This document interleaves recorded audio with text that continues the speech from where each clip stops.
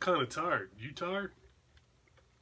What's up, YouTube? This is your boy John from Project Ellsworth, and I am back with you today to give you my review of the 1995 film Halloween 6, The Curse of Michael Myers. Maybe if you brought some of that energy, I wouldn't be so tired.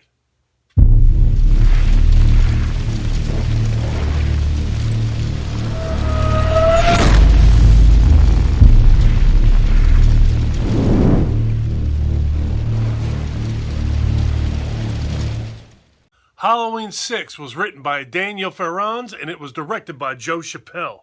Starring Paul Rudd, Mary Ann Hagen, Donald Pleasence, and George Wilbur as the Shape. The shape of what? What shape?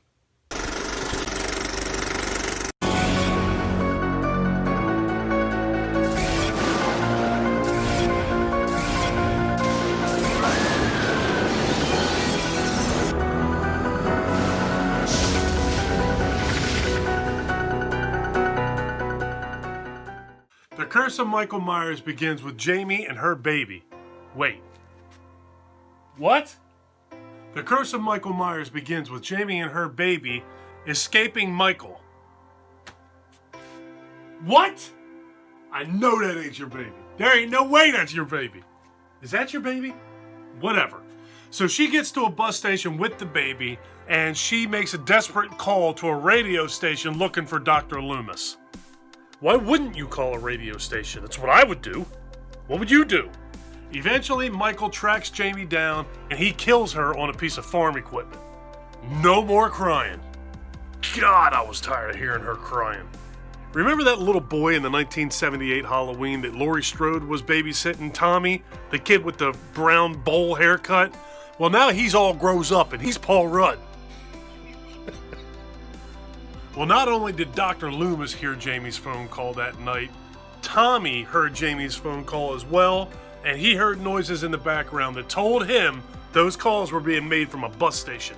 Tommy's a detective. And with that, Tommy takes it upon himself to go to the local bus station. Once he gets to the local bus station, he very easily and quickly finds a pool of blood on the floor with a trail of blood leading into a locker room or bathroom. He goes into that room and finds a newborn baby wrapped in a blanket sitting inside of a cabinet. Is that your baby? So in one of his better moments, Tommy decides to take this baby to the hospital to get the kid checked out, make sure he's okay. While he's there, he runs into Dr. Loomis. He says, "Hey, Dr. Loomis, how you doing? I'm Tommy Doyle. Remember me? I was the kid from Halloween 78. He has a couple minutes, talks with Dr. Loomis, then the nurse has security coming for him, so he's got to hightail it out of there. He takes that baby back to his house. Oddly enough, his house is across the street from the Myers house. And inside of that Myers house lives Laurie Strode's relatives. So let me get this straight. You're trying to find Jamie Lloyd's baby. You failed to kill Jamie twice. You finally got her, but not before she had some offspring. You're looking for her baby now.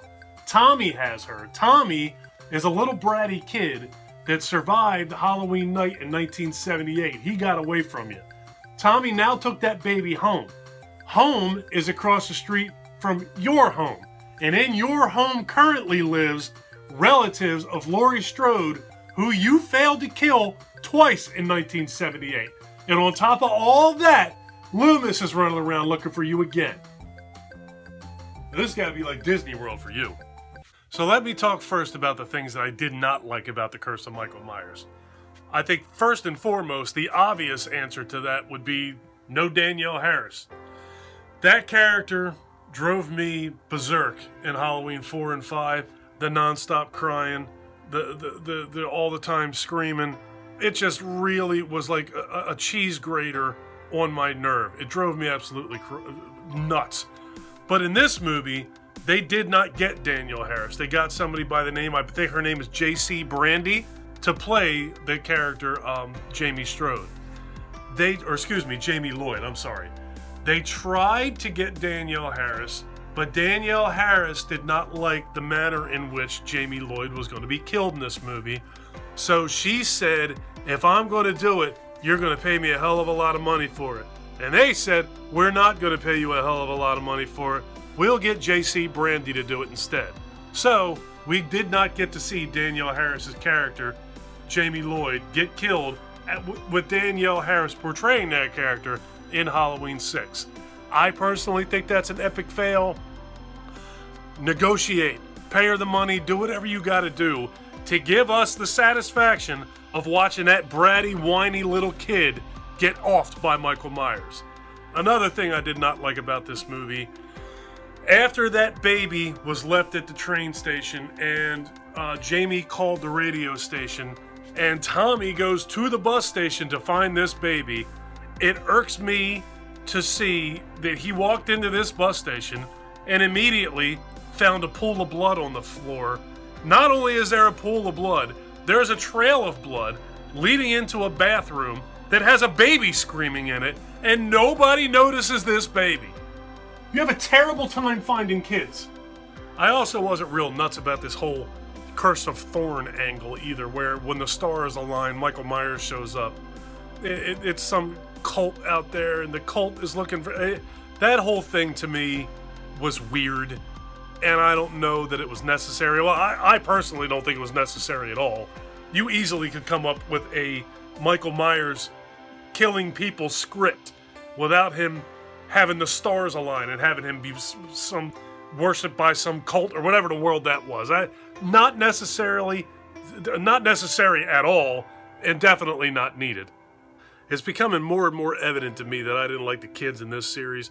This kid, Devin Gardner, that played Danny Strode in this movie, that kid drove me nuts too. I didn't even like looking at him. Now moving on to the things that I actually really did like in this movie. Well, I thought you were fantastic in this movie. Absolutely vicious. Michael Myers was just scary and intimidating. There were a few really good scenes of him simply walking and approaching people in this movie that were just spine-chilling. There's a scene where he's walking across the street that you may have seen in trailers and what have you, that the simple act of him walking across the street was scary. There's another scene that's probably the more famous scene in this movie, where they're in Smith Grove Sanitarium and Paul Rudd is trying to break through a locked door with a fire extinguisher, and as he's frantically pounding on this door, Michael walks in from a corridor or a hallway, walks into sight of Paul Rudd's character Tommy, turns his head and looks at him, and Tommy, you can just see him emotionally crumbling at the sight of Michael Myers. Just very, very good filmmaking here. I thought that was just a fantastic scene in this movie. And remember I said that relatives of the Strodes were now living in the old Myers house? The father figure in that, well, not the father figure, the father in that house, didn't even bother to look up his name, but he was awesome. He was an asshole. He was supposed to be an asshole. If you're going to move your family into a house where somebody was murdered and not tell them, you're an asshole. And that guy pulled that off flawlessly. You hated that character in this movie, and because he pulled that off so well, I loved him. I thought he was great. And then there's a girl named Mary Ann Hagen. She portrayed Kara Strode in the movie. She was the daughter of the asshole father. She was really good in this. She was the mother of Danny Strode. Danny's the kid that I couldn't stand. He looked more like he belonged in The Shining than he did in this Halloween movie. Whatever. But she was good. She was really good in this movie. She was compelling. She was convincing. I thought she was very good here. Although it's weird that I don't think I ever saw her again. Anywhere. And the atmosphere in this movie overall was fantastic. Just the fall atmosphere here. This movie felt, for me, more like fall than maybe any other Halloween movie that's ever been made. It had a very fall-like, dreary, I don't know, moisture in the air, getting dark early kind of feel to it. I have no idea what I'm trying to say here. It felt like fall to me more so than any of the other movies that have ever been made. I guess what I'm saying is I like the atmosphere. Another thing that kind of held heavy in the air was just a feeling of dread. You just felt like everything was wrong. Something was wrong almost throughout this entire movie. Honestly, all the way through this movie. You got the feeling right off the bat, when Michael was chasing Jamie and Jamie was calling the radio station, and she gets killed by Michael. Yes, spoiler again. I told you that twice. Whatever. When she gets killed by Michael, it doesn't get any better after that. It's just the terrible father figure. He's lying to his family. You know, they call Loomis out of retirement. There's a cult involved here. We're waiting for the stars to line up for Michael to come back and kill again. Paul Rudd's character's like creepy and twisted because of what happened to him in 1978. He's obsessed with Michael Myers. Well, that sounds kind of familiar. And the final act of this movie takes place at Smith's Grove. You don't really spend a lot of time at Smith's Grove in the Halloween movies until Halloween 6. You're there quite a bit towards the end of this movie. An eighth of the movie, maybe. I didn't time it out, ladies and gentlemen. But the end of the movie takes place at Smith's Grove. Michael Myers is walking around in there like he just knows the joint, which after spending 15 years there, he should know the joint. And it's just kind of a doom and gloom feeling going on there as well. Long hallways, bad stuff happening, bad intentions the whole time. The evil doctors that are in there, just nothing good is going to come out of what happens at the end of this movie. And it would be a huge mistake for me not to mention that this was Donald Pleasence's last film. He portrayed Dr. Samuel Loomis in 5 Halloween films. Up to this point, there were only 6 made. The one he didn't appear in was Halloween 3, which had absolutely nothing to do with this storyline. But he not only appeared in those movies, he was of major importance. He was the one staple in this franchise, other than Michael Myers himself, and other obviously than Halloween 3. He was Halloween. If you're talking about Halloween and you're talking about Michael Myers, of course you're talking about Samuel Loomis as well. And he just did all 5 of those movies. He pulled them off impeccably. He did it all with class, and he did it all with a smile on his face. And it was just very sad to see him go. Rest in peace, Donald Pleasence. So overall, I definitely am a fan of Halloween 6. I think it's one of the better films in the franchise. I've often heard parts 4, 5, and 6 referred to as the Thorn trilogy. I would say that this, now that I've gone back and rewatched it, a couple weeks ago I wouldn't have answered this way, but I think that this is the best film of that trilogy. I'm not sure where I would rank this one yet overall, because I need to sit down and rethink my ranking of the Halloween movies. But this movie, I like this one more than I thought I did, and I don't like a couple others as much as I thought I did. So it'll be interesting to see how all that washes out in the end. I gotta be honest with you, I'm kind of looking forward to my own ranking that'll be coming at the end of the month. Leave me some comments down below and let me know where Halloween 6 falls in the franchise rankings for you. I'm very curious to see what you guys have to say. I'm going to get out of here. If you guys like this video, please give me a thumbs up. If you really like this video and you have been enjoying my content up to this point, please do me a huge personal favor. Click that subscribe button and ring that notification bell. Take care of yourself. Take care of each other.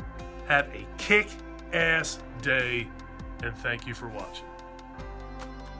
You did a good job here, pal. See you soon. When it comes to newborn baby Lloyd, Michael Myers, you are not the father. So stupid.